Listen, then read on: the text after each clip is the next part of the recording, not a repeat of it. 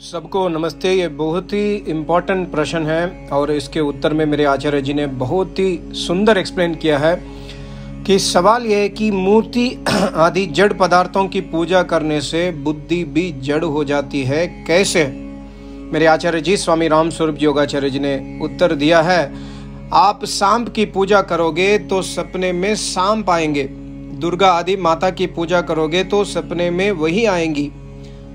एक कोई नारी थी जिसने इंटरनेट पर बहुत साल पहले क्वेश्चन किया था कि वो हनुमान जी की भक्त है, तो हनुमान जी ने उसे सपने में दर्शन दिए और उसे आंख मारे। मैंने उसको समझाया कि बेटा, हनुमान जी तो चारों वेदों के ज्ञाता, इंद्रिय संयम करने वाले महाब्रह्मचारी और बलशाली योगी हुए हैं, जो महापुरुष वस्तुतः ऐसे कर्म कर ही नहीं सकते। हाँ, स्वप्न में या कोई स्थिति साक्षात प्रकट होती है तो उसका कारण ये होता है कि उस पुरुष या नारी के स्वयं के विचार और पिछले जन्मों के अच्छे बुरे संस्कार भी सम्मिलित होते हैं। मन के विषय में भी यही कहा है कि जैसे खाए अन्न वैसे होए मन। अब जो सात्विक आहार लेगा उसके हिंसक विचार नहीं होंगे, और जो मांस मदिरा का सेवन करेगा उसके हिंसक और बुरे विचार भी उत्पन्न होंगे। योग शास्त्र सूत्र 1/37 की व्याख्या में व्यास मुनि जी कह रहे हैं कि जो योगियों का ध्यान करेगा वो योगी बन जाएगा।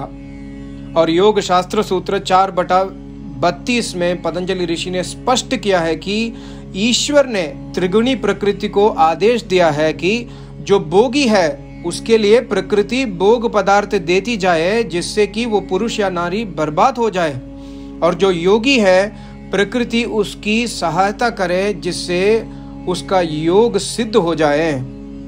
इन सब बातों से ये सिद्ध हो जाता है कि जड़ का ध्यान करने से बुद्धि भी जड़ हो जाएगी, अर्थात अविद्याग्रस्त अज्ञानवश जड़ हो जाएगी। और जब उसे वेद की शिक्षा दी जाएगी तो वो बुद्धि ईश्वर से उत्पन्न वेद की सच्चे और निर्मल ज्ञान को स्वीकार कभी नहीं करती। यही कहेगी कि मेरी श्रद्धा तो इसमें है, मेरी श्रद्धा तो उसमें है इत्यादि। योग शास्त्र सूत्र 3/1 में भी कहा है कि ध्यान धरते वक्त शरीर के अंग अर्थात आज्ञा चक्र आदि पर ध्यान धरें, अर्थात उस त्वचा के स्थान वाले अंग पर ध्यान धरें, शरीर के अंग के बाहर ध्यान कभी ना धरें, क्योंकि यदि शरीर के अंग के बाहर मूर्ति आदि पर ध्यान दिया या दीवार पर कोई निशान लगाकर उस पर ध्यान दिया तो चित्त की वृत्ति बहिर्मुखी हो जाएगी और जड़ पदार्थों पर हो जाएगी, और बुद्धि जड़ पदार्थों को ही चाहने लगेगी। वो चेतन ईश्वर को कभी नहीं चाहेगी, क्योंकि वेद और योग शास्त्र सूत्र 1/2 कह रहा है कि चित्त की वृत्ति को अंदर की तरफ ले जाओ, बाहर की तरफ नहीं, क्योंकि शरीर के अंदर ही जीवात्मा और परमात्मा दोनों निवास करते हैं। चित्त की वृत्ति जब अंतर्मुखी होगी, जब जीवात्मा अपने स्वरूप में स्थित होगा और अपने अंदर निवास करने वाले परमात्मा को भी जान जाएगा।